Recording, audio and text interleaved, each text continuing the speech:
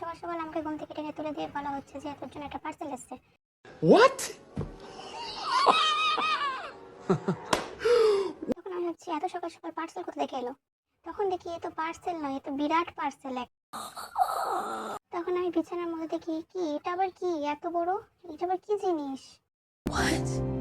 তখন দেখি ও বাবা সেই বড় পার্সেল। তারপর আমার মনটা ছটফট করে পার্সেলটা খুলে দেখার জন্য, কিন্তু না, এখন আমি ঘুম থেকে উঠিনি। তো আমি ঘুম থেকে উঠে ভাবছি যে পার্সেলটা আমি খুলবো কি করে, এত ভারী পার্সেলটা। তুমি বিশ্বাস করবে না, বাবা এটা কাঁধে করে নিয়ে এসছে।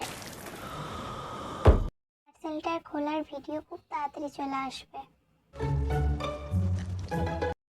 তারপর আমি ভাবলাম ভালোই হয়েছে তাড়াতাড়ি ঘুম থেকে উঠে গেছি, কারণ আজকে থেকে ঠিক 1 মাস পর আমার এক যুদ্ধ।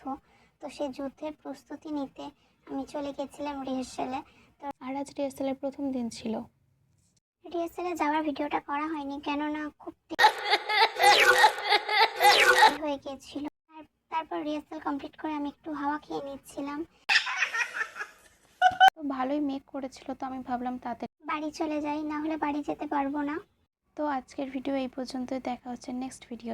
টাটা।